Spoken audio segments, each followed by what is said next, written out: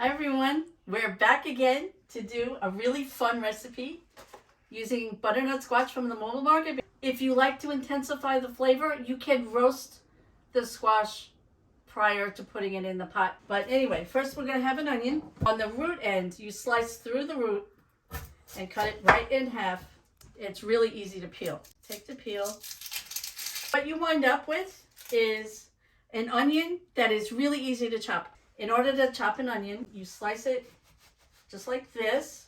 Then you can cut through this way. And then you chop this way. And you have perfectly small pieces of diced onion. How cool is that? Okay, so the thing about preheating the pot is you want the vegetables to saute, and this will just give that a head start. I'm going to add some olive oil to my pot, and I'm also going to add about a tablespoon of butter because it's great flavor and it just tastes really good with vegetables. So that goes in. Same thing with the onion. I'm going to cut off the ends, get rid of that. And with the celery, I'm just going to slice it into small pieces this way. We want to make the celery small because I want to be able to blend it in the soup and not have big pieces of celery. It's going to be a creamy soup. This is for flavor. This is called a bench scraper, by the way, in case you haven't seen. Just makes it easy to throw stuff in the pot. I'm going to take my veg and get it in. Hear that sizzle? That's what you want to hear. You want to hear that sizzle. It's so good. So at this point, you just want to mix it up. Start it sauteing. And right here, this is really important when you're cooking. You want to start seasoning right away. So we're going to start with a little bit of salt and pepper. Each time you add something, you want to do that. Stir it up and just let it start cooking. Next thing we're going to do is the carrot. Same thing.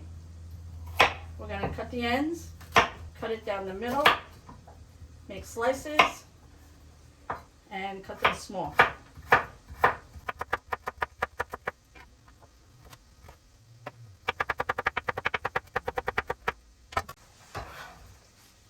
And the carrots go in. The last thing we're going to add is we're going to add an apple. This is so good. This will add a little bit of sweetness. We're going to cut the apple in half, half again, cut out the core, just slice it.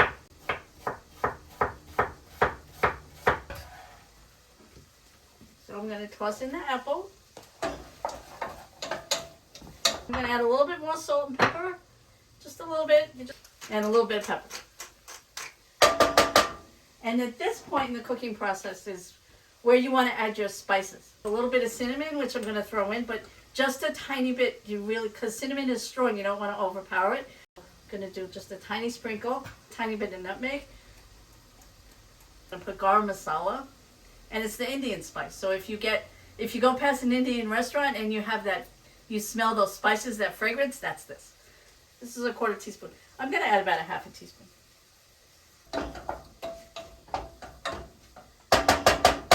So here we have our chopped squash, and it just goes in the pot, the whole thing. Just dump it in. So now that I've got all the squash kind of incorporated in the pot, for the liquid, I'm going to use vegetable broth. If you don't mind, you can use chicken broth. Just and put it all in. The whole thing goes in. And this is going to have to cook. Keep it on medium-high. You should cover it. Just going to cover it with a plate. So this is Hampshire Heights cooking, you guys. So there we are. Okay. So the soup has been cooking for 20 minutes, 25 minutes. It's ready to blend. I have an immersion blender, which is one of these hand mixers. You throw it in and it blends. The other way to do this is in an actual blender. But you want to do it in batches. You want to take the hot liquid, and use a ladle and spoon it out. A couple of spoons in the blender, blend it, put it in a different pot, and keep going until the whole soup is blended. Before you blend, turn off the heat. So I'm going to stick this in, and the magic will happen. Okay, and here is the finished soup. It looks beautiful, right? Nice and smooth and creamy. This is a good time to test it, taste it for seasoning. Maybe you need more salt, maybe just test it. It can use some more salt. So this is a good time to throw it in. And for good measure, I'll throw in a little bit of pepper because I like doing both at the same time. It just makes me feel more pro. I'm gonna add some yogurt. because we like it creamy. And if you want it vegan, because we use vegetable stock, you can use coconut milk, like full fat coconut milk, which is delicious. It's really good. You can also use heavy cream, half and half, milk. So I'm just gonna do a little bit of that, and we'll start with that and see how it goes.